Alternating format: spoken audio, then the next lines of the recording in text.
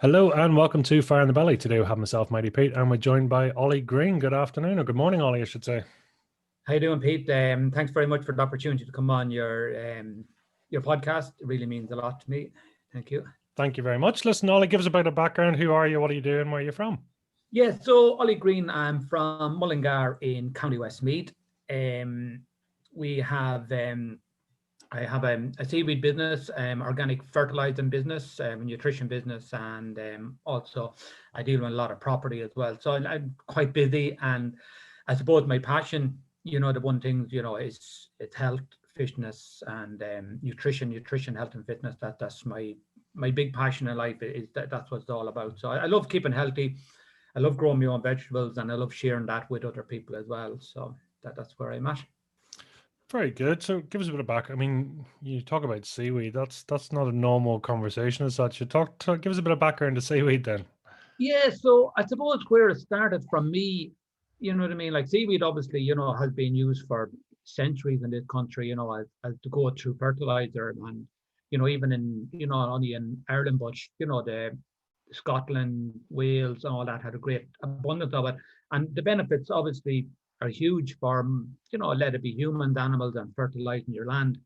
I suppose what got me into it, I sort of, I suppose, a nerdy enough sort of person. I love surfing and stuff like that. So I, I was growing my own vegetables many years ago, and I was always looking for a really good fertilizer, something that would hit the mark. And obviously, living in Westmeath now, we don't have the ocean doesn't come in that far. So I used to be up and down surfing. So I said I started bringing home my own seaweed. I used to bring a couple of barrels now when I go on surfing on every week, and I'd fill them up with seaweed and I'd bring it home, put them on my beds, and I could see the difference it was making. And then I started making my own liquid, and that was turned out like that was it was a funny thing. It was gas because these barrels and you're filling it full of seaweed and a bit of water, and next thing the barrels are expanding and they're nearly causing an explosion, obviously with the combustion inside and the breaking down. So that wasn't working out the very finest for me. So, but the benefits, everything I could see was the benefits of the plant. Every time I put the liquid on, every time I used the mulch, my plants were greener, everything was growing better. So I suppose then, I had to find an easier way of doing it. And I wanted to find a company that was going to provide me with what I want. Because, when I'm growing my own vegetables, Pete, I need them to be, I'm eating them, my family's eating them. So I don't want any rubbish on it. I don't need chemicals on, because that's the part of growing my own vegetables that I'm getting away from chemicals, preservatives and all that that's been put on crops. So I suppose then I went in search, and, I looked at what's out on the market, and I just wasn't happy what I found. Every product I found off the shelf, yes, it says contain seaweed, contain that, but actually when you actually look at the ingredients, they had a lot more additives and preservatives and the way it was produced. So after months, I found this company that had this really, really unique way of developing the seaweed. It was all hand harvested, and it was done really, really ethically as well, which really suited me, that they weren't just pulling it out of the ground or out of the ocean. So what they do is the hand harvest, and it's a really unique and an old method of doing it, but they hand harvest it, and they do it plot by plot. So they do one section of the ocean, and then they'll leave that for 6 months, and they'll move on to the next one. So then that had time to come back, because it's renewable source, like.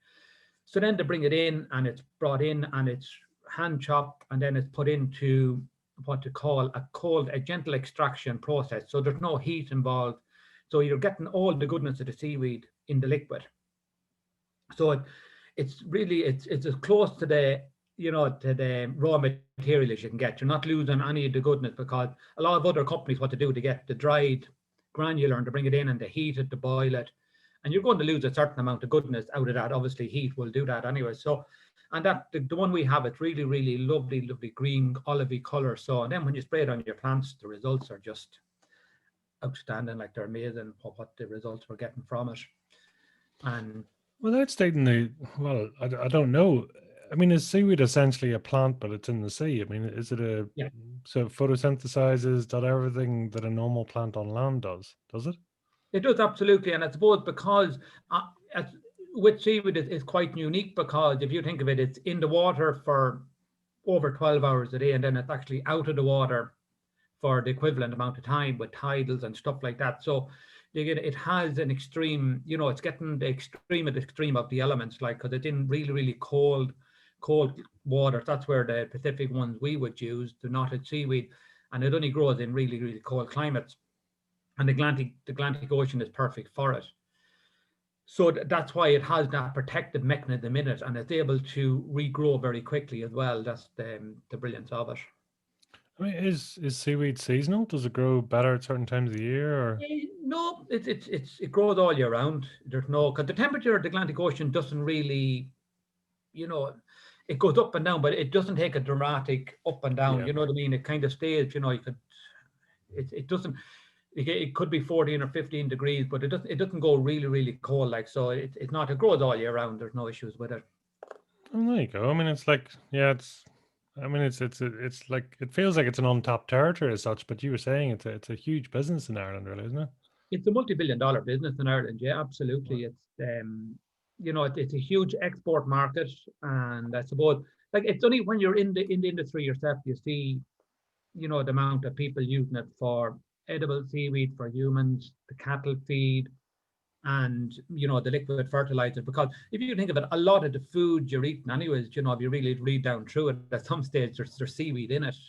You know what I mean? They use it in a lot of ingredients in different foods and soups and everything else that people use it, because it adds a little flavor as well. And then it has that other for animals and stuff like that, has a brilliant iodine in it as well, and trace elements in it that really, really benefits, people's skin, animal skins, the health, because it's all full of, there's over, 20, 25 different minerals and vitamins in seaweed. And they're the only ones they know about at the moment, because when we would go on a course about the seaweed and that, the scientists would always tell us it's nearly what they don't know in it. They don't know what's in it is doing the good, because every year they come out, oh, we're after finding this in it now, and we're after finding that, and that would contribute to this. So it's excellent. It's ever evolving for what it's doing. Like, That's awesome. So, well, I suppose, listen, before we get into it, I mean, tell us, well, first of all, what does fire in the belly mean to you? fire in the belly to me is life. Life gives me a fire in the belly. That living, that's my fire in the belly. I love what I do. I'm lucky about, I love getting up, getting out, and looking after myself. That's really, really important to me. That's it's all that living. And I was saying to someone recently, I love climbing, I love running, and every morning I get up and have a cold shower, and first thing I get up and have a cold shower. If I'm out, like, I've no problem jumping into a river or a lake, because I love that sense of shock that you, my God, I'm alive. You know, it's a sense of, like, I remember coming down from Slieve Donard. We climbed a couple of times a year. It was coming down. There's a lovely little river at the bottom, like it was snow on the top. And I said to one of the guys with me, I said, oh, bring your togs with your swimming togs. There's a lovely pool at the end. He had envisioned this lovely swimming pool at the end of it. And he says, where's the pool? And I says, in there. And I said, it's about, like, when we were going up, like, it was -3 on the clock, like, with God, we stripped off the tongues on into this water, but it was just invigorating. It would just give you that life lift of, my God, I'm alive, like. And that's for me, that's my fire in the belly. It's being alive and looking at the beauty of what's around us. Has that always been something for you, Ollie? I mean, is this something that's developed over time? Um, I suppose in one sense it always was. I grew up, close enough to water and stuff like that, but I suppose it developed with time in the last, maybe, as you get older, and I didn't really, I was thinking of this at the weekend, like, when I do a lot of running, and I find it's very good for thinking and clearing thoughts, but I was really thinking, like, there was a time in my life, Pete, and I didn't really discuss this with too many. I don't think I ever told anyone, but, like, I was living in Australia, and I was there for 6 years, and I was doing quite well. I was at a stage where I was drunk 6 nights a week, and that went on for a long, long time. I was smoking 60 fags a day. I was 60. 60, close to it, because smoking one after another. That's probably during weekends. During, like, most weekdays, the boxes there were 25 fags in a box, like the big box we used to get to Winfield Gold. And you'd always have a box gone and nearly half gone. And you'd always, because you're a smoker, the smokers would know you'd never let yourself run out of fags. So you always had nearly two boxes on the go. Like, and it got to a stage where I don't know what happened. It was like, I don't know whether it was a case I was just unhappy or what it was over there, but I was just seemed to be just got on this treadmill. Like I went for I used to do a good bit of surfing over there as well, but it seems I went through a whole that went on for probably maybe close to a year, maybe or not even maybe 9 8 9 months, and then I just got the realization, God, I'm not happy. I have to make a change here, and the change was I had to just get out there, and change my circumstances. I was physically working, you know what I mean, but I was working, I was going in straight after work, and we were drinking and having fun, and then it was just, and then there was obviously other substances being taken as well, but not on a severe level. But that seemed to be it, and I couldn't see much more to my life than then, and then when I left Australia, I got great advice one time, and it might serve some of the listeners, because I was talking to a really good friend of mine. He used to do a lot of diving with Liam Allen, and I was telling Liam the crack. I'd kind of decided then, giving up the drink and we get together, get myself together and get a few quid and save up a few quid and get home. And so I got focused and started, give up the drink.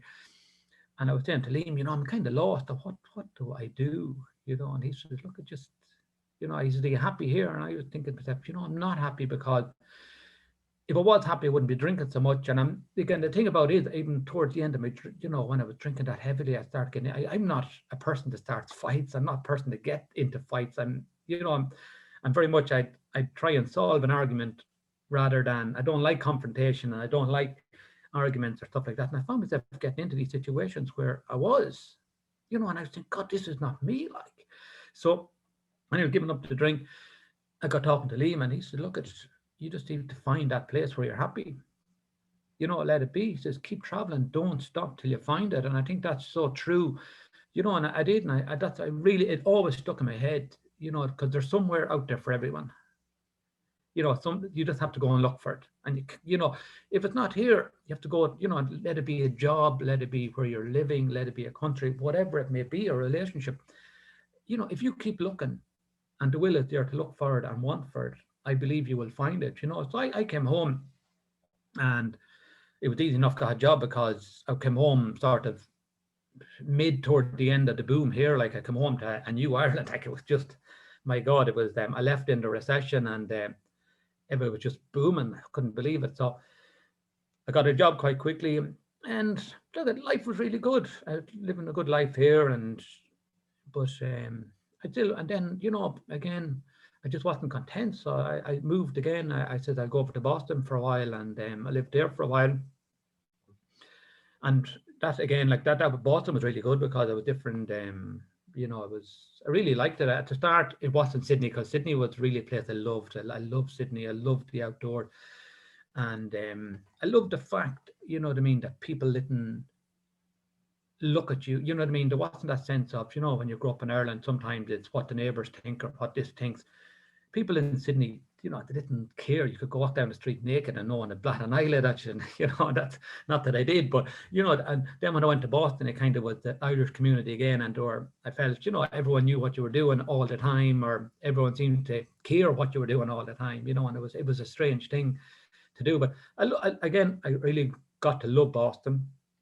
I got really good experience over there, and then again, it was time to pack up my bags, and I said, look, it's time to move back home and see what happens. And definitely probably one of the better decisions in my life, of moving home again, and starting up my own carpenter, because I was in construction then, Peter. I was a carpenter, and I was doing a lot of construction work. So it was always easy, no matter where you went.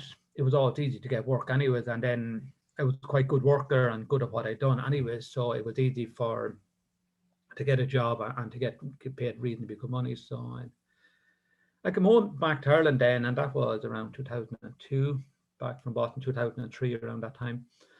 And things kind of ups and downs in life as they are, but I got, I suppose, got a good bit of work. And then I met my wife now, and she's been such an inspiration to me, luckily enough, and probably kept me on the straight and narrow as well in some respects. And I suppose when I was home, you know, throughout life, and I often thought again of running, yeah, I always seem to just get a perspective on what went on in past times. I spoke on a radio show one time. Like I remember when I was probably 17, 18, I used to do a lot of fishing, and I didn't realize at the time, I was suffering badly from depression. And I went out on the lake one time. It definitely was about 17, because it was just before I went to Australia, 18, and it was really, really wild, windy day, and I had a light little boat, and I put on the little car I had at the time, and I drove it down to the lake, and I said, look, it was that bad. I was bringing the boat out to the lake every time. So I'd go from the oars to get back to where the engine was, and I'd be blowing back into shore, and I'd oar back out, and the waves, people was coming up, the boat was coming up, and I was just said, no, take me. Just, this'll be it. This is easy. The waves are going to do the job for me. I don't even have to put any effort in here. And I kept going up to the lake. It's this place called Knockine, and the waves are just, the wind was thundering down.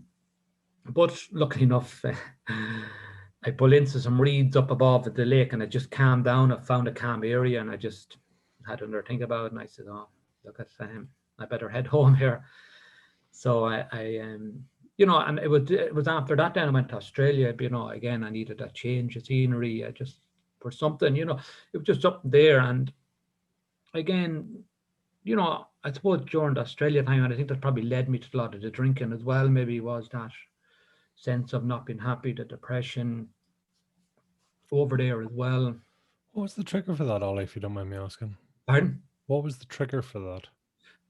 Something, and it's actually funny because there was no real trigger. I don't think, because I would have analysed myself, and I think I went to a counsellor one time, and his whole focus on who's causing this, and I said, well, there's no one causing it, and it, like, as my father said, funny enough, because I done an article on the local paper there recently, or they done an article on me, and I was just telling them the story, but the father rings me up and he goes, oh yeah, sure, look, we all sure it's in the family.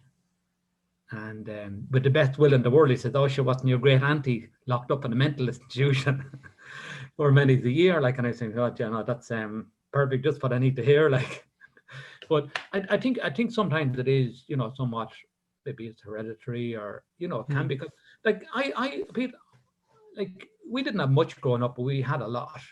We had really good parents, that gave us good direction. We didn't have money-wise, we didn't have a lot, but we never wanted for anything, and our parents were very good. I don't have any, and no incident that happened in my childhood I could say, boy, had this person done that. Yes, there was certain things that happened that wasn't that nice, maybe along the way, but nothing that would have triggered. I would say, oh yeah, A, B, or C would have ticked it. It was just something, I believe, some sort of an imbalance or something,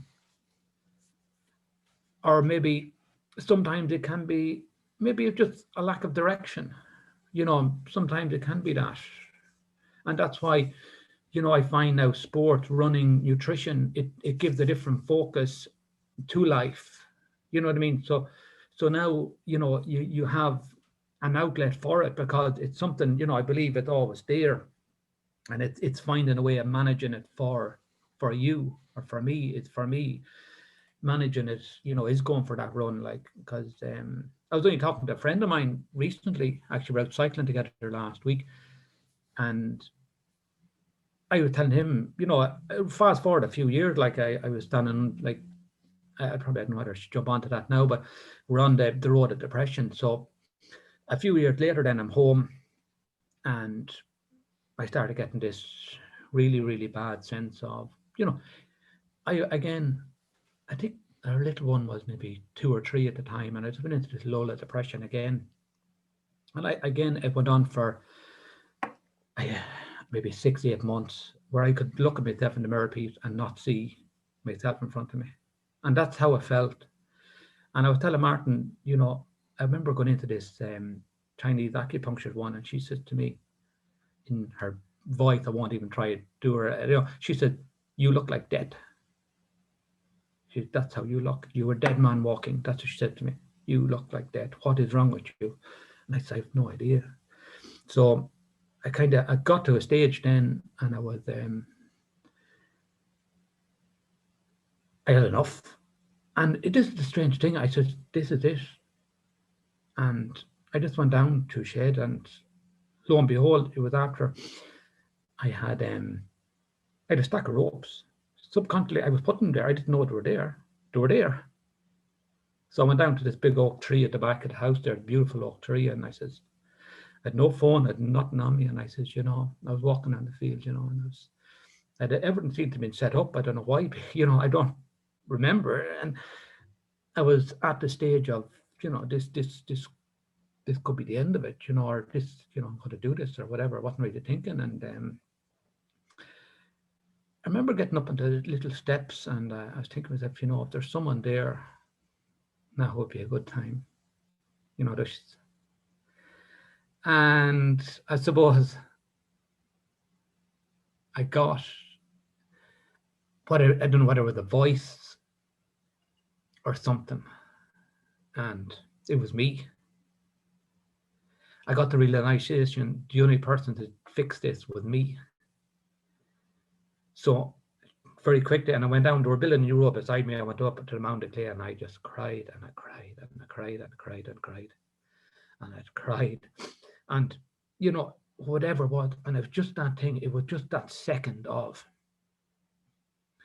making a decision not to do it. One split second. And I said to myself, it was not, because I was looking for, I don't know, an answer. I don't know what I was looking for, but it was like, but it was something, a subconscious, something came into my mind. I'm the only one that can sort this out. If you're looking for help, look to yourself. And I do believe that, and that's when I had to change. So I went home and I promised myself this is never going to happen again. I'm never going to be in this situation again. And thankfully, touch wood, many years later, and you have your good days and your bad days, but you manage it. You know what I mean? You don't get into that bad of a state. And I didn't talk about it. I didn't tell anyone for years. And I was over a mechanic mine there, and we were going like we had a beautiful house with 2 nice cars outside, beautiful daughter, but I didn't see any of that. And I was over my mechanic one morning, and this is, I think this is for anyone listening as well. Judging people can always be an injustice to everyone, yourself included, because the judge being the judge, or the person you're judging. Because I was over and I met Jimmy, and I was walking out of his garage, and I had a lovely, beautiful Lexus car, and he mumbled something after me like, "Oh, it's all right for you over there," and I went. Normally I'd brush something like that off, and I was just in a humour. And I said, "What did you say, Jimmy?" And he goes, "Oh, it's all right for you over there." And I says, "How do you mean it's all right for me over there?" "Oh, but sure, new cars, 2 new cars, and great business." And I said, "All right." I said, "Jimmy, what the F would you know about what's going on in our lives?" I said, "Seriously." And he says, "Oh, no, sure." I says, and I just blumped it out. I said, "Jimmy, 3 weeks ago I was standing under that. Oh, I said, you know that beech tree down, or the oak tree down the back of my head? I was standing up with a rope around my neck only 3 weeks ago, or more, whatever it was. It might have been a bit longer." And I said, and I suppose after thinking about it, I knew he had his own issues. And I felt, subconsciously, maybe I felt, maybe if he knows that I'm going through his journey, it might be as bad. But I said, look at, and it's got, and he said, "Oh God, I never knew that, Ollie." And I said, "Look, it's not your fault. I'm not, don't take this, I'm not, you've just been the wrong person at the wrong time, Jimmy, and I'm sorry about that." So anytime I meet him now, after that, he'd always meet, and he said, "How are you, Ollie? How are you keeping?" I said, "Sure, I'm keeping away from the oak tree. Like I'm doing pretty okay." Like, so that was the story there with that. So it is all about, that was my journey, but definitely managing that part of it for me was, because it's easy, sometimes people would say, "Oh, sure, ring me and tell me or reach out. And and I have really good friends, and that I was really, really blessed all my life. Like I had such good friends, and I have today, like friends come back since we're childhood, and I just seem to have really good friends, that I'm always grateful for friends, and I put a lot of focus and I suppose gratitude to my friends, because I can reach out anytime. But sometimes it's hard to lift and say, because you can't explain what you're going through or what they're through. But it's only like, because I was talking to that's what, getting back to cycling with Martin last week, and I told him probably 2 3 years ago the whole story, and it was only then he started opening up about his own journey. And we were cycling the other night, and he was telling me again of what happened in his journey, and I was saying to him, it sounds a lot like his journey was. And I says, would have anything been to do with what people think? And he says, nearly 90% of it. He was in bother with some property and other stuff. And he says, that's what it was. It was, what this person thought. And the person, he says, Gareth, and, this talking to you, and a few minutes later, and he says, something, that person doesn't even like me, and I don't even like them. And honestly, I don't really care what they think. But at the time, it was an issue. And I think that for people, sometimes we're afraid to do things because what other people think, or we're afraid to just make that move because, but think, if you're going in the right direction, I think the universe or someone will open the doors to allow you to get there. But it is a case of finding your path, your journey, whatever that may be, because it's not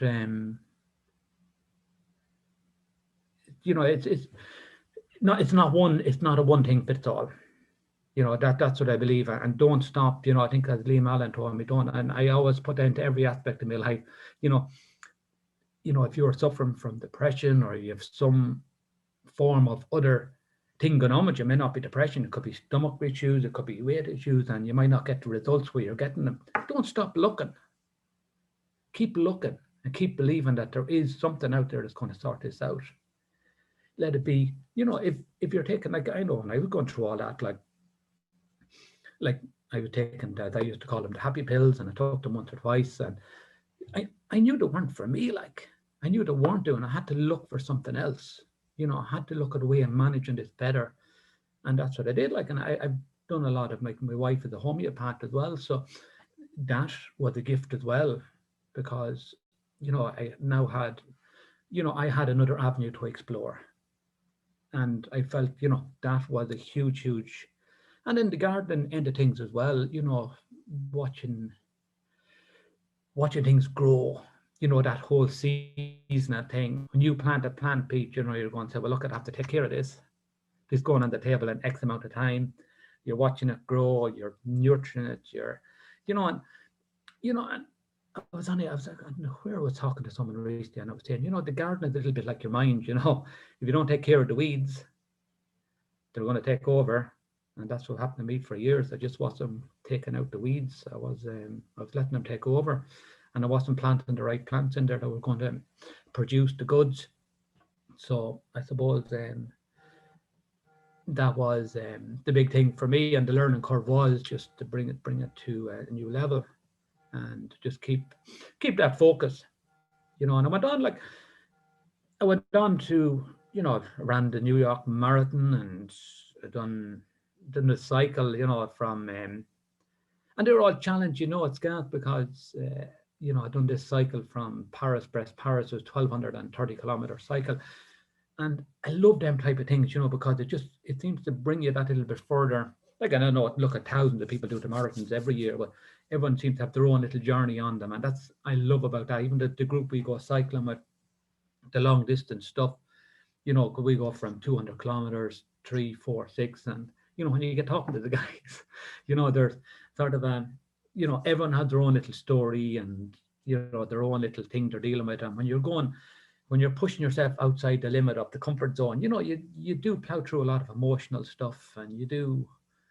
bring up issues that need to be cleared, and I think that that's important as well, and that's, I suppose, that's that aspect of it. But it is something, like I was saying, I was running there. That's what I was saying. I was running with Martin. I was running my own. I try and do 5 or 6 kilometers every morning, and I was just one morning a couple of months back.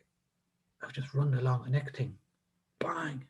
Next, I got out of bed and I was kind of in iffy enough form, and I said, "She's now just beating myself out the door now, and I'll fucking get out." And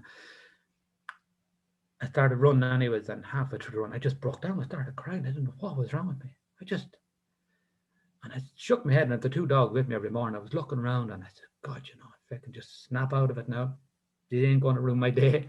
So I and I just ploughed on, and I said, "Look, I got to the van, back to the van. My heart rate was up, and there was a smile in my face, even though I could feel that."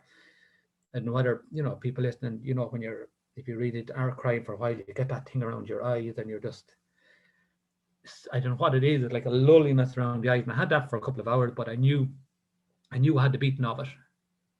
I knew it wasn't going to take over. It wasn't going to get in on me again.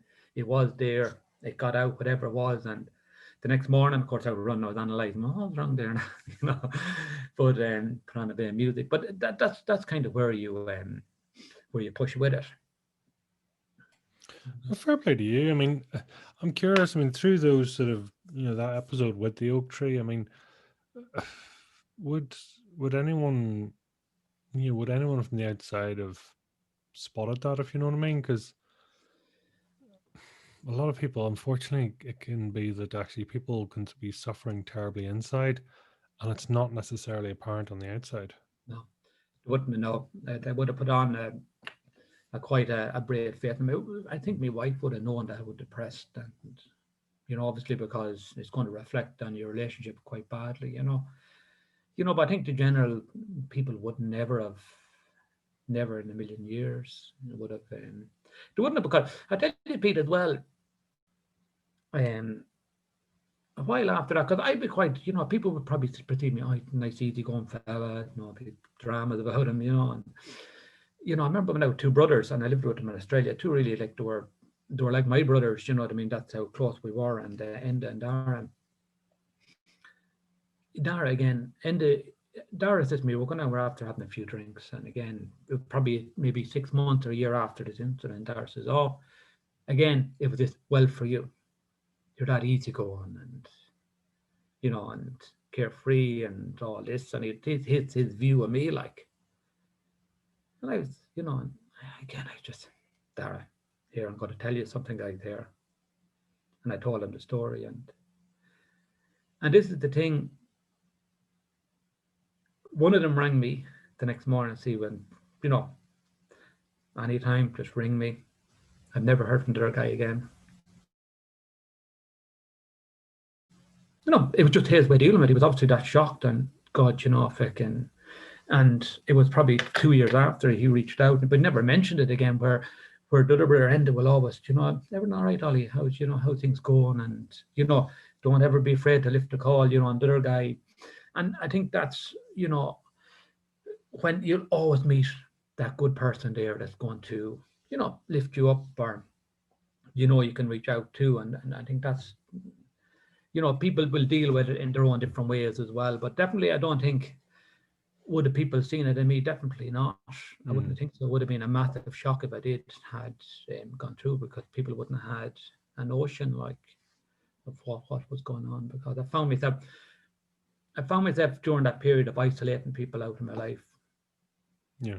No, that's what I found. I was slowly but surely just moving them on, and that person doesn't like me anymore. Oh, he's this, and they're that, and they're the other.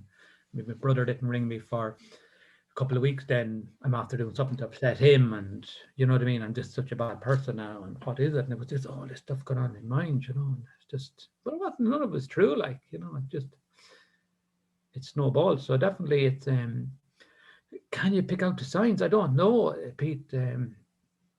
Definitely with me, because it wouldn't have been the case, I wouldn't have talked about it, and I would have never, because I think growing up, like, I had a good friend when I was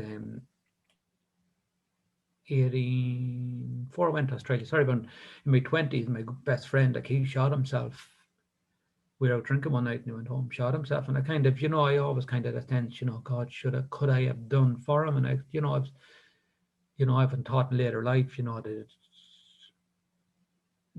could I have done more for him, or could I have done something for him to, but obviously you couldn't, because he was going through his own issues and was going for it.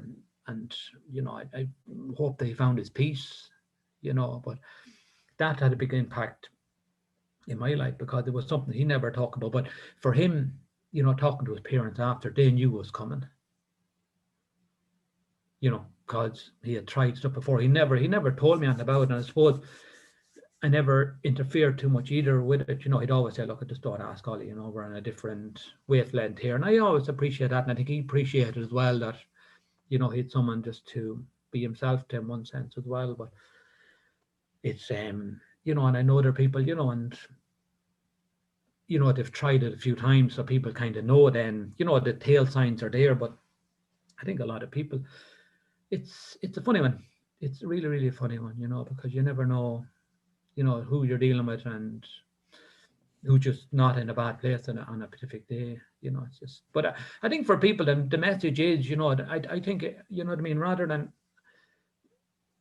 I think I just don't know what it is. And I've been thinking about it as far as, my journey. Like, I had to accept, and I had to take responsibility, and say to myself, I need to fix this. So as much as you could be a friend of mine, you could be saying, oh gosh, I didn't know he was going through that. But like, it was my responsibility to say to you, Pete, look at, it's my life. I have to take charge here as well, and let people know. And if I don't, then, I am 100% responsible, like, because someone else can't see into my mind. So I think, for people, it's just, if they can, and that's what I would plead with them, just think, what if, what if, before you do it. What if, because I think the second after you do it, I guarantee, if you could look back and you would say, oh crap, why did we do that? And I firmly believe that every single person who goes, that was a mistake, wasn't it? But unfortunately, it's an unreturnable one, it's not the day-to-day one. So that's What were you like as a young fella? quiet, probably lacking very much in confidence. I was probably, as I described myself one time, do you know them guys in your meeting to be kicking the stones? I was kind of a stone kicker, I wouldn't. I was one of 12 children, like, and so there was a good batch of us in it, and but they, like, we had, like, our childhood was good, but I definitely just confident. I wasn't, I suppose, going to school, national school. There wasn't. I probably would have been not. I suppose I don't like the word dyslexic, but probably, like, really and truly, it was. I left secondary school not been very good at spelling, not been very good at reading. I had a good emphasis on math. I was always quite good at math, but reading, spelling, writing was, it's definitely spelling was just a disaster. Like, I wouldn't have. Yeah, I think even when I was in first, second year in school, actually, you could freaking write me on address. Like, that's how bad things were. Like, but but you got on with. You found your way of working with it. I find, like, I could write 100 pages.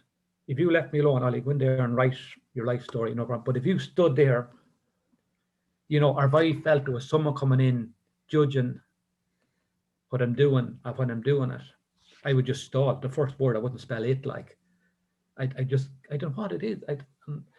It's like, this thing of someone watching over you. If I'm left to myself, I'll do it. But there's someone watching over me doing it, I find I'll just stall. And but in time, yeah, definitely, as a young person, I was quiet, shy. Yeah, definitely, I suppose, lacking in a bit of confidence, I suppose, was the big thing. It's funny, isn't it? It's yeah, how different kids are, and what kids are going through, and good and bad and all the rest. Everyone's going through different things in their lives. It's what was Ollie going to do when he grew up? What was the plan? Yeah, I suppose. Look at carpentry was always, I suppose, the thing that got me out of school. Anyways, Is that in the family, or is that? that would have been the family. Yeah, my brother was an exceptional carpenter. My father was very good all rounder. He could turn his hand to anything, but he had a good enough job in the county council here in Westmeath. So, but I suppose carpentry always was. It was always in the blood. But I loved it when like it was my out from school. But I loved that sense of making things, seeing, you know, looking back and seeing what you've done. That was always a sense of pride, and I was good at it. Like, there was no question about it. Um, but I always had this sense, it's something that I won't do forever.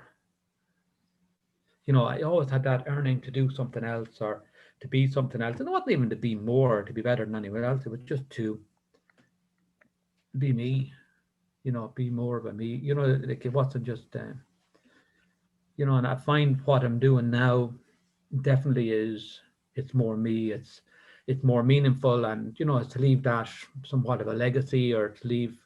I think, actually now, I think you mentioned earlier on, as you get older, and you have kind of a more appreciation. And at now I'm sort of thinking, if you can leave the start a little bit better than you got it, that you're handing it over Mm, next generation a little bit better, and that's what I find. If I can teach some more people to grow their own vegetables organically, they can pass it on to their children, and their children will pass it on to their children. I think, that would be a nice thing to leave behind. Like, you don't need any plaques up, but at least, you know when I'm gone, I'll know, well, my daughter, because, for me, even, I remember my parent, like, we grew all our own vegetables at home. My mother done all the cooking, really, really nice. And, you know, I can always remember the lovely fresh vegetables. And even to this day, my own vegetables regularly is good, but I still don't get the same, the father's early potatoes. And I hear my daughter now, she says, oh, they're not like Granny jam, or Granny's dinners are way better than yours. Because that's, but I think that's a lovely thing, though, because she'll grow up and say, my God, the dinner we had, or the vegetables, I remember them vegetables the father grew. You know what I mean? And hopefully she'll carry on that and someone else. And I think that's what will drive it, because otherwise, obviously, because society is so much kind of into processed foods, and everything coming out of a package, and frozen this and frozen that, people don't get that sense of, you know, proper tasting of fresh foods. So yeah, I think if I isn't it? It's quite something there, because it's interesting. You had that obviously as a young fella, and then obviously you sort of time away in Australia, which was comes across as certainly wasn't a time of healthy food or anything else. It was almost the reverse. no, Actually, it was no, it was yeah. a. But do you think that was a self-sabotage thing? I mean, what's whether that's the sort of the event with your friend, or do you know It's so what's hard your. to know. I think it was definitely down just not being happy anyway. So it Mm, could have been a trigger. Like, it definitely, it was just a way of just dealing with, just easier. I suppose, when you're, because you're alcohol in your system 24 hours a day, nearly 6, 7 days a week, your brain is numb today. Anything that's going on, you just don't, you're just thinking, go in, get the job done, and you don't have, and then you're getting to the stage then where it's harder to get drunk. You know what I mean? And because your just body's so bloody used to it.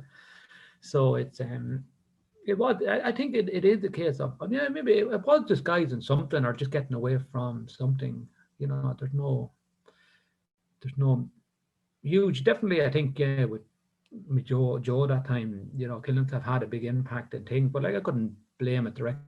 I think it was just down to solely just being, unhappy and not being contented with that. I mean, it's a very vulnerable age. I think is maybe the better way of Mhm. putting it. Whereby unless you really know what you want to do, you're getting by. You're finding your feet. You're growing into yourself. There's so much going on there. And when you get a traumatic event thrown into that as well, it just throw that into the mix, and yeah, it's a weird combination, right? It's a weird combination, yes, absolutely. Yeah, where like, if I was, it's no fault anyway because the opportunities were there. Like if they was involved in a hurling club or a football club or something like that, that may have been an outlet that I would have been able to deal with things, get it out on a run. But I suppose I wasn't, or I didn't have, not that it wasn't there. I probably didn't see it as an option, another option to do that. So take us on through then. So I mean, you came back from Australia then, and did you continue on the joinery side, or then when did you But sort of when did you start switching over then? When did you start taking up?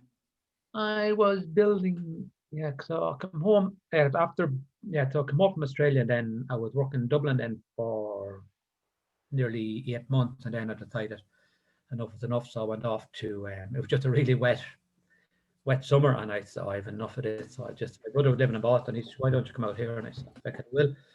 So I went out to Boston then, and again, I love that. So I came home then, and I suppose after about 6 months of being home, I started doing my own thing. I started, building the odd house and doing work for myself, and I was employing a few guys. But again, they were good, and I was getting really good jobs and stuff like that. And then my wife, she had a business in Mullingar doing she was doing allergy testing, and she had a lot of staff in there, and we had an acupuncture working in there. Stas was his name, but he was a Russian guy, and I used to be in on a weekly basis.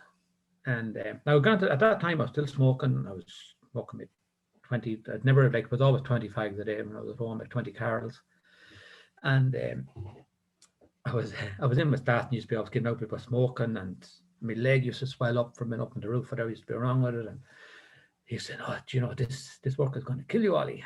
And he says, "You need to get out." And I said, "Look, I just have to find the right way of getting out." And he says, "But your wife needs help in here." And I kind of dismissed it, never thought any more about it. And a couple of months went by, and I was back into stats again. He says, "You're going to kill yourself at this work, no question." He says, "You need to get out." And I said, "Oh, we'll know soon enough. And you need to give up them cigarettes." And I said, "Tomorrow." So it was only then, I suppose, I was actually having a glass of wine with Alma one night. And I said, Stas keeps telling me I have to fucking get out of the building and I need to go and work with you. And she says, "Why don't you?" She says, "The business is going really well. I really need help in there, and maybe you can come in and help." So I said, "Look, at the way I thought about it, I said, yeah, maybe it's just time to, or maybe now is the time to wrap things up and change, because we had some property anyway, so I was doing a bit of management on that. So I did, and it went from a stage, I suppose I'm bloody proud of what I've done, from literally not being able to switch on a computer to a certain extent to, soon enough within, I was optimizing websites and doing our own accounts, and we were doing designing even brochures and leaflets. And that friend again ended, like, he used to be always saying, "My God, the transformation over your life is amazing." What you can. So it doesn't take too long. And so then I suppose when I was in there, it was all sort of evolving around the seaweed. Then the seaweed idea came up, and that gave me the time as well to start developing that, and the nutrition as well. So it all fitted in nicely. And the fact that our daughter was, that would have been probably 14, 13 years ago now, Pete, that kind of changed over from the buildings to doing more an office kind of a job. And God, like, we've been like, we really have been blessed over the years. Like, even through all the recession, like, our business have been really good. Everything. We're I'd say just blessed and grateful. For all that we received over the years. It was just a miracle, like, because we bought a lot of property. And I actually done a course in between, because obviously, like us all, we're doing with Pat and with everyone else, and you're always trying to better yourself that bit. But I done this business mastery with John DeMartini, and I really, really admire his work. And he'd done this mastery workshop, and it was, I suppose, at the time, when things are going really well, and your borrowings are way more than your savings, actually, all your borrowings, but you have this property and you think you're a millionaire, like, and you're going on. So I remember in that John DeMartini goes, "Oh, so what are you worth?" And there wasn't that, it was a small enough group, and everyone was saying, "Oh, worth this." And he came to me, and I was saying, "Oh yeah, well, and sure, that property is worth 600,000 and the home place." And I said, "Yeah, probably worth about, I think, 1.5 million." he says, all right, you can write me a check for 1.5 million now, can you? And I said, no. And he says, where's the 1.5 million? And I said, in my property. Oh, no. What are you worth? And I said, what do you mean? How much money have you in the bank? I said, in savings. Like, 2 or 3 grand. So you're worth 2 or 3 grand. We're going to change that. So I put a structure in place then, and it was really, really, you know what I mean, simple about structure and savings. And I came home and I said, this is what we have to do. And that's what we done. So, like, I suppose I didn't tell you, like, and I got into buying shares in Australia and I lost a ton of money over there. But um, with John Martini, it was starting off with the cushion, building it up, and it fit perfectly what I needed. So that's what it's telling me, look, we need to set this in place. And that's what we done. We structured everything up that we got 3 months of savings. She got 3 months of savings. We went up, we invested a little.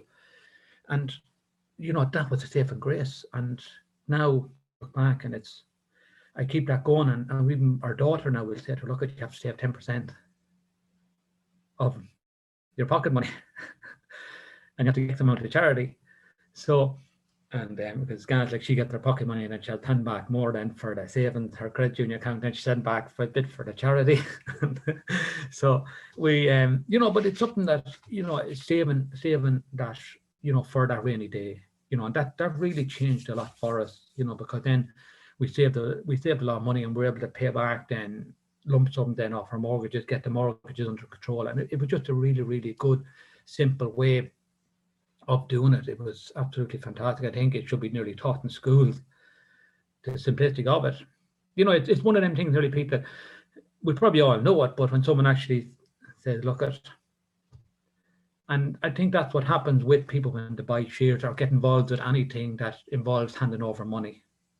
If you don't have a cushion, and that's what John Martini taught us, like if you're investing 10,000 in shares or 10,000 in something and you don't have 30,000 cushion in the bank,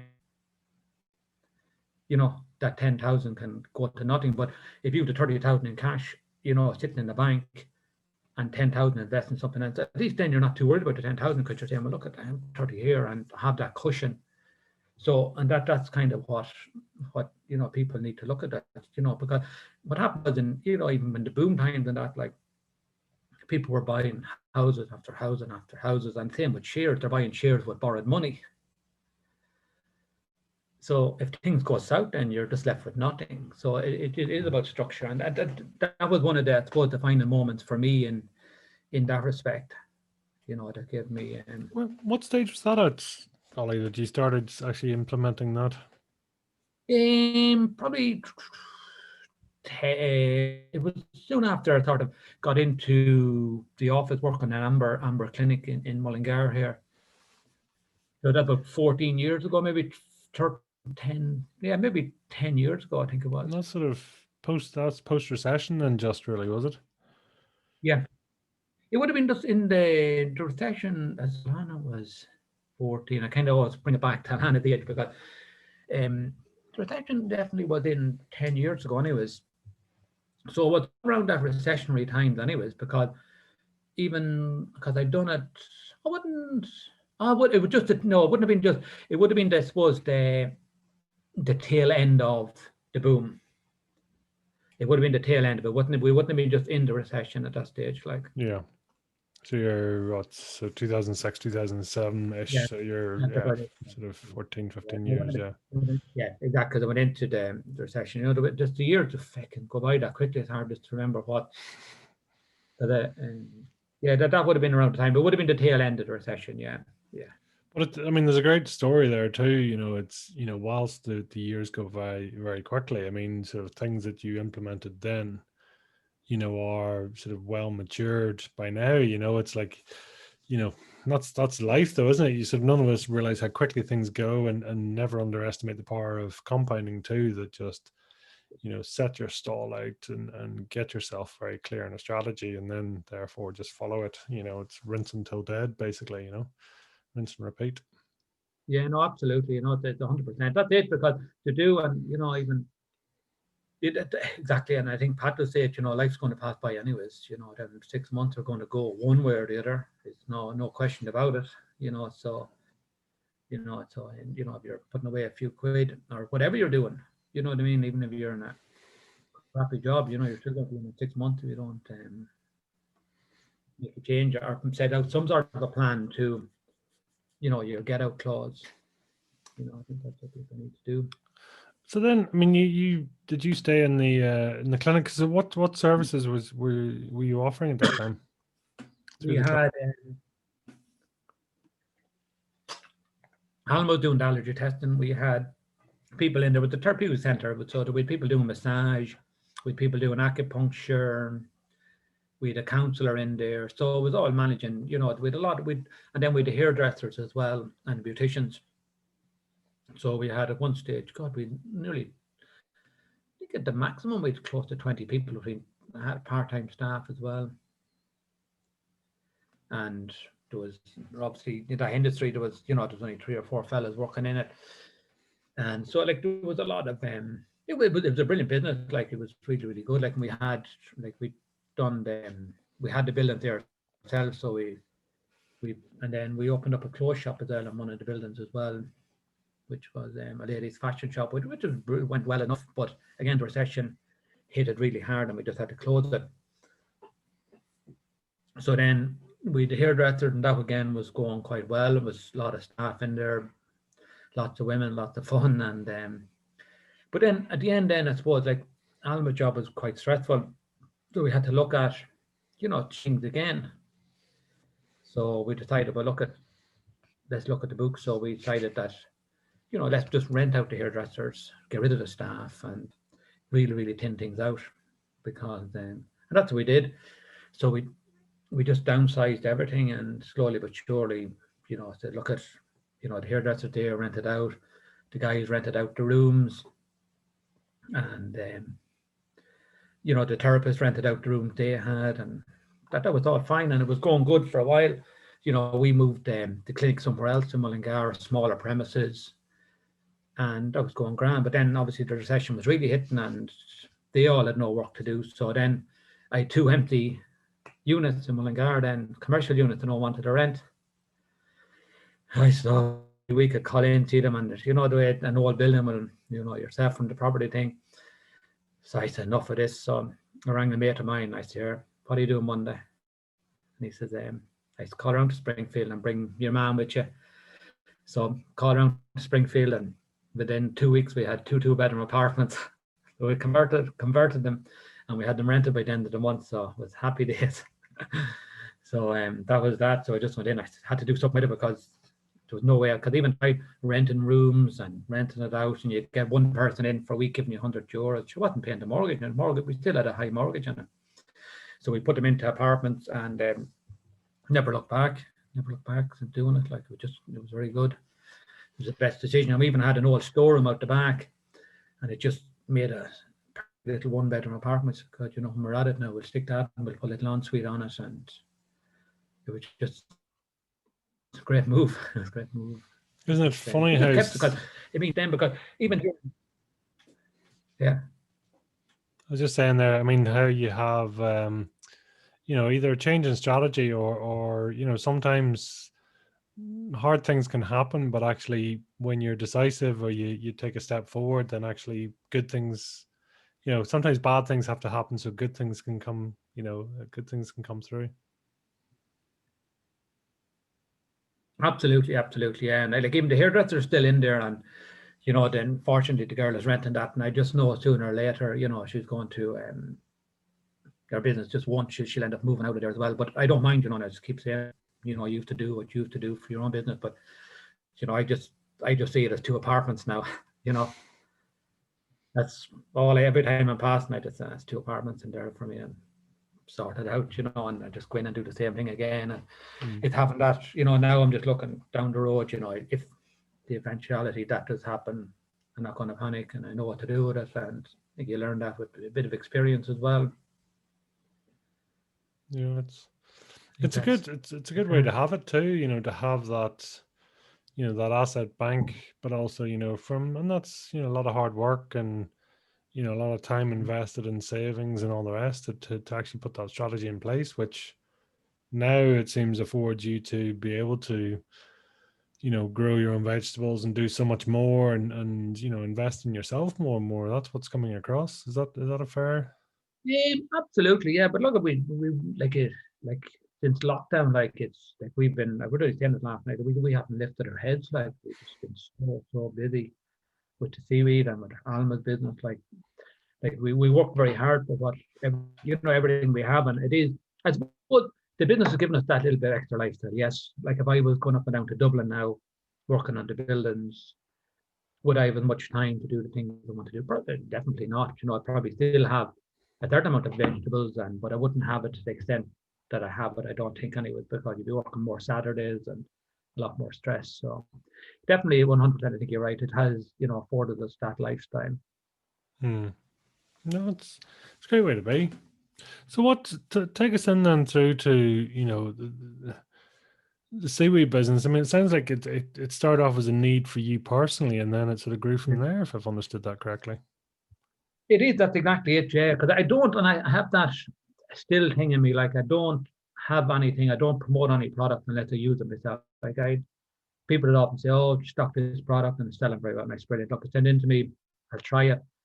And if I don't like it myself, I definitely won't promote it. It's simple as that. So everything, like the seaweed business, yeah, it's like anything now. What we're doing is developing our own products as well. Like so, we've developed this. I developed this green fly killer. It's an actual green fly killer with this brilliant root dip. It's a root booster.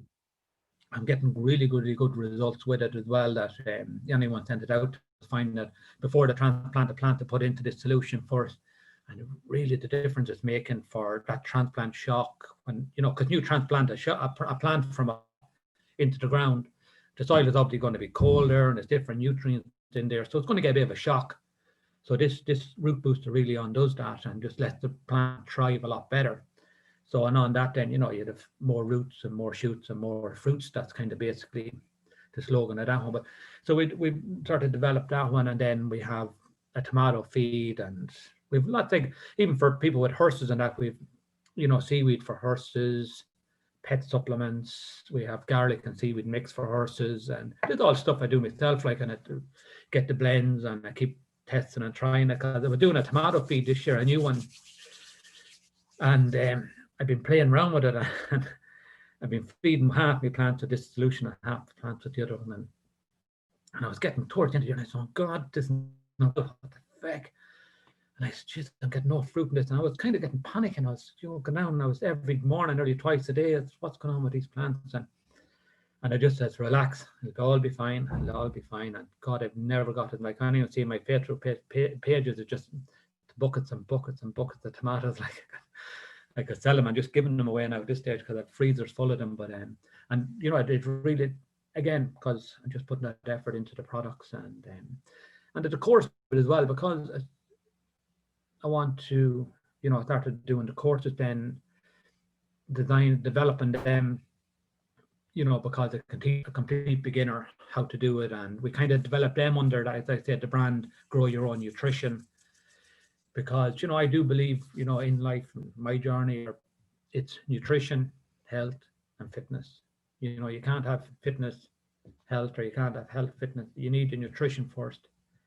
That's going to provide the health, and then the health and nutrition combined will give you the capability of getting fit. Because if you're fit and you're unhealthy, sure, it's a waste of time. Like it's kind of even my wife there, like, and she has one of them. I think it's O negative blood. It's a rare blood group. Is the one that anyone can use the blood. And she went in years ago, and it used to be around, I don't know much about the blood, but she used to be around 11, 12 on the readings.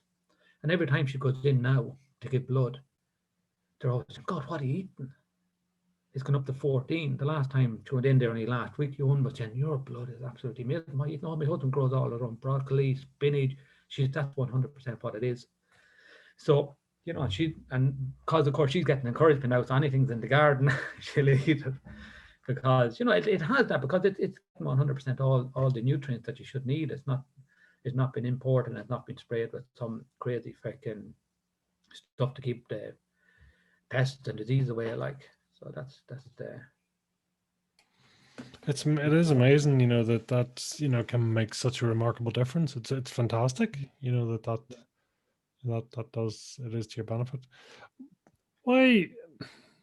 I mean, is it for you purely in terms of the added the benefits of growing your own stuff? I mean, do you enjoy it as a process, or is it actually you enjoy the fruits of it, or what's your takeaway from it?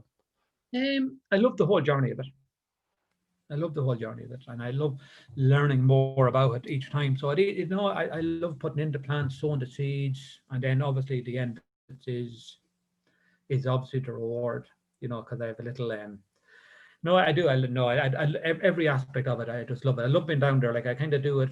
Saturdays, have a routine. I go down like in the summertime. You're down there most evenings, but again, look at I go down there. I got the Fire and Belly podcast on, and my headphones down, and I can listen to a couple of podcasts, and day goes away. And then even like this weekend, I'll put in a new little patios into a new greenhouse I have, and I was even went down to it. God, that looks really good.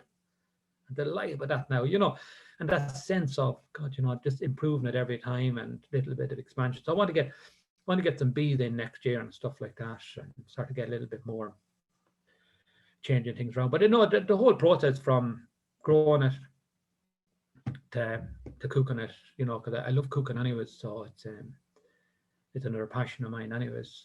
So the whole process does it for me, it just because some of them they get it often, here in the kitchen table, the daughter it's like, no, if something might go wrong, we'll have to move you out. Nice grand, just put me into the tunnel there, I'll food you all year round. What you're saying you love cooking? What's your go-to with the cooking? I love Thai food. I cook. I love a couple of lovely Thai food, or I like Indian food and stuff like that.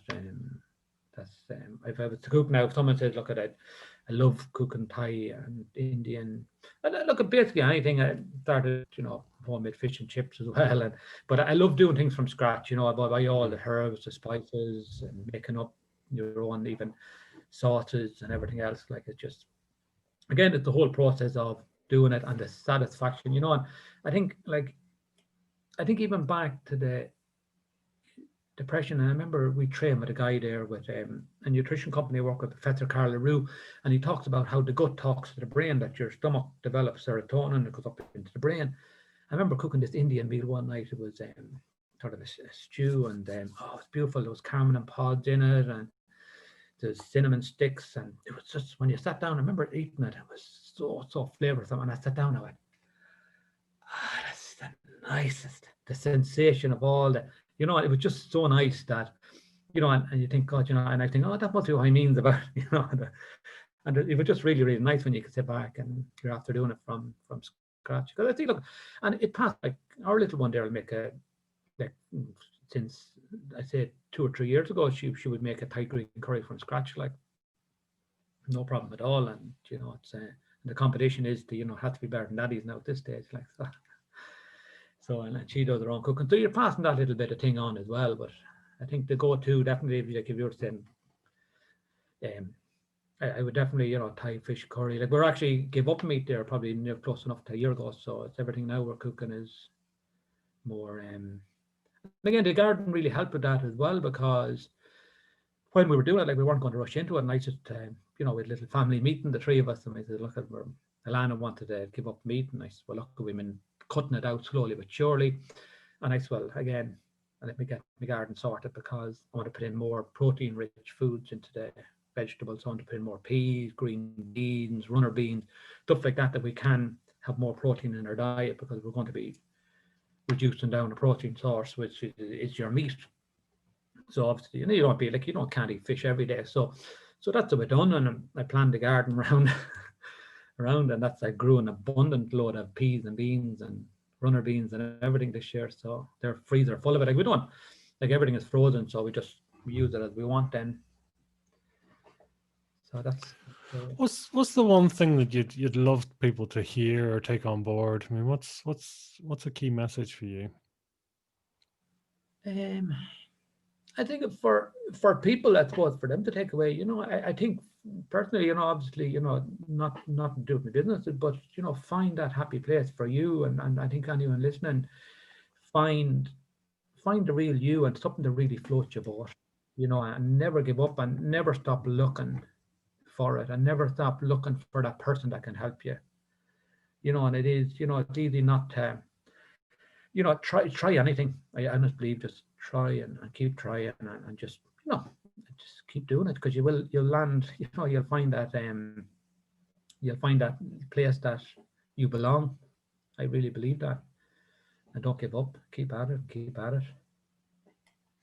That's what I mean. Do you, when you look back into society, then I mean, you the sort of comes across as a very idyllic life, with the, your investments there, and you have your own polytunnel on that side. I'm sure some people would sort of very much see that as a good life. I mean, is that where you feel you're at right now? I mean, do you feel is that the sort of reward and where you feel most at home? Yeah, 100%. Yeah, it's me down to there. It's like where I live. It's beautiful. Like we thought of moving there a few years ago, but I can run down to the lake there if I want. It's only a couple of kilometers away, and go out canoeing and stand up paddleboard and I come home work in the garden. Like where we are at the minute, like it's it. Life is life, but in general, like we have a really good life, and as I said, like lots of friends, and we've lots going on. But I think where I'm at now is probably one of the better places I've ever been in my life, like for sure. You you sort of fulfilling your potential, do you think? Um, Probably not. I, um, I think I have a lot more to give. I really, really, I think I have a message I'd like to share with more people. You know what I mean? With help maybe over people overcome. Like I still have a thing. No, I don't want people. I envision being on the Late Late Show. I have that mind. That's for some. I am going to be on it, but I'm going to be on it someday. So I will, and I want to do public speaking. Is a thing I've always had me head to do. And it's obviously the way things are at the minute. It's a little bit harder, but it's something I would like to do. So I think I have a lot more coming down the road. Because I'm, the word I am. You have to get outside your comfort zone. And I remember at a talk one day, and so I have to get outside. I honestly don't remember being in my comfort zone. What is a comfort zone? Because my life evolves. I'm always doing something different, and I don't get sort of stuck in the same routine, anyways. So I'm always about looking for something new or something a new challenge. But no, I think like everyone else, look, there's definitely things that me like. Geez, I'm not perfect. I need to improve on being more organized, and especially when you're working for yourself as well, because I think this is a message for people working for themselves, because you think you can do it all yourself. But, even the last couple of weeks now and months and even since lockdown, God, I need help with this. So now I reached out to someone to help me with my social media, and I reached out, it'll cost a few quid, but you have to do it, like, because otherwise you're spending a lot of time doing it, and I'm in the group then with Pat and the outstanding group, and, you have to reach out to some people in there, and and even back to what Pat had said, and maybe you'd often say it, like you have to invest in yourself first. I do a meditation every morning, and even myself and my wife paid for this meditation course together, and we've been doing it for, it was a 9-week course with this guy in America, and he was really good, Stephen Cohen. It was absolutely really nice, and it's a nice way. It's something just it fits with me. But she had said to a few more people, oh yeah, we're doing the math. Oh, I wouldn't pay for that, like, and we were saying, well, it works for us, like we're happy enough to pay for it because we're going to get the benefit out of it. Yeah. Isn't it funny that people always don't necessarily want to spend on themselves, but yet you kind of go, well, theoretically, if you train you once in your lifetime, then you get the benefit of your entire life to utilize those skills, as opposed to buying a new car or something. Though people will generally do a car fairly quick, but yet they won't spend it on a course. Yeah, absolutely. Yeah. But that's what Jim Rohn said. What would a book on improving your life really cost you? Yeah, it's euros. You're going to learn a couple of lessons out of it. No, absolutely. So it's a bit of a guilty pleasure for you then, Ollie? Guilty pleasure. I love a glass of wine. I love relaxing with a beer. Friday nights, I kind of have a routine on a Friday night. I have obviously do the cooking on a Friday evening, most evenings, and most Friday evening I like to have a couple of beers and relax, and then I go out cycling in the mornings and the weekends, and I have like nice chill out with a glass of wine. I don't mind getting the odd takeaway, just again because I like cooking. It's hard enough to fulfill that spot, I was judging it, and I said, I cook better myself, so the guilty pleasure. I don't eat a lot of sweet stuff. That doesn't do me. I like a beer and I like a glass of wine, just chilling out. That's what I like. Spending time with the family as well. Sure. And what's coming up for you then in terms of, development and new ideas and things like that? Have you more stuff coming down the pipeline? Launching this course, I mean, gardening course is next, and I want a couple more, sort of expand that as well. There's one there I've kind of been studying at the moment. There is making your own, what can so now you've grown your own vegetables, what else can you do with them? You can eat them. What can you do with the leftovers? So, there's loads of things you can do with, sterilizing and home cleaners made out of the stuff you're growing in your own garden. So I want to develop a little bit around that as well. But definitely I wanted to concentrate and get this course up and running and get it recorded and getting it out there and just see how that goes, because that's something you can do international anyway, that's not just. It's a great time for it too. Obviously, we're sort of our sort of traveling and our distance, is sort of slightly restricted. So a great time to be learn to do a lot more gardening and see what's going on. Yeah, no, absolutely. People are, and I think that's one of the better things that come out of lockdown. That people are getting more in tune with that side of things. Absolutely, I think that's it's great to see it, because like when you're in different Facebook groups there, like we're in the GII one there, and absolutely like great, really helpful, and people are passing on their knowledge, and there's complete beginners in it that people are able to see. So it's all. I think that's a good thing with social media as well. People, it's easier to find information, get help for what you need. That whatever you're doing. So then, I mean, for you, what's in one or two words? What is your fire in the belly then? It's again, I think at the start, living a good life. That's I love adventure. That's and I love freedom. Do you know what? Actually, I love freedom, Pete. I love being free and to do what I want. I'm lucky. I have a brilliant wife there. I could say, look, I have what you do. Like I can go off and climb a mountain and do whatever. Like, and there's no problem at all. But I love the sense of freedom of life. You know what I mean? That you can go for your run. That sense of it's freedom. That's what gives me the fire in the belly of living and just looking around and seeing the beauty. I love what I do. I love the gardening as well. But for me personally, that's being alive, and that does it for me. Someone says, the hardest part of the day putting the 2 feet on the floor, isn't it? Once you that's the day bet. No, very, very true. It's I'm not. Do you know what? It's sometimes you realize that how lucky and fortunate people, how lucky you are, because some people just never sort of really find their groove, or their life is, it's a struggle for them. And that's really, really tough. Yeah. It is. Yeah, I believe that as well.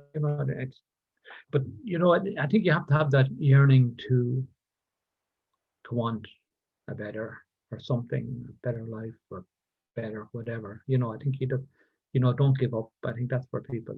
Just if you think there's something out there, just go for it. You don't have to pack in your freaking job around, but you can just slowly but surely explore different options. Because if you're not looking, you're not going to get the opportunities anyways. No, definitely, it sort of makes a difference. It's going forward. So cool. Well, listen, is there a final message you'd like to leave with people? And then by all means, let's talk about your, how people can get in contact with you. Look, I suppose the message for people is, it's definitely live true to you, be you, and don't have to take life too serious, because life ain't easy. It's not meant to be easy, and it never will be easy. It hasn't been easy for our ancestors, and it won't be easy for the people coming after. So enjoy it. I think getting out there, and pick your moments, pick your battles. If you can get out there, just breathe in the fresh air and just take 5 minutes. Say, my God, it's a nice life. And then go back in here. If you're in a stressful environment, because we all do it, you still have to go in and get your work done. So, but I think if you can get out, take a breather, enjoy the life, what's around you. And there's simple things, Pete. You know, it doesn't have to be extravagant. You know, it doesn't have to be the fast cars, and it doesn't have to be fancy holidays. It can be just a walk around the lake, like, you know, that can float people's boats. So, you know, but yeah, so people can get in contact with me. You know, if they're interested in you know, if they're growing their own vegetables. Like, I love helping people, and that's, you know, I do get loads of messages in, you know, and even from non-customers say, oh, you know, what do I do with tomatoes? If a few there coming in this morning, you know, tomatoes I can't ripen. So our website is betterplants.e. It's www.betterplants.e, and Facebook page is betterplants.e, or just betterplants.e, and Twitter, or not Twitter, Instagram is the same, betterplants.e as well. So yeah, they're the easiest way of getting in contact, and go in and just see what I think. If there's something we can help you with, we'd definitely love to. And go into farming or gardener. If you have any, if people, you know, God, I'd love to start growing my own vegetables. Where do I start? Just give us a ring. We'll get you started. No problems. That's where we're at. Love it. That's great. I've learned more there about everything from seaweeds to gardening to just general sort of health and well-being. So yeah, awesome. Thank you so much. Ollie, it's been an absolute pleasure. Until the next time, I wish you all the best, and thank you for coming on the show. Thanks so much, Peter. Really appreciate it. I'm just going to get a screenshot now of this so I can. Perfect. Thanks so much, Peter. Really appreciate the opportunity, and looking forward to catching up with you soon. Thank you very much. Talk to you soon. Bye bye.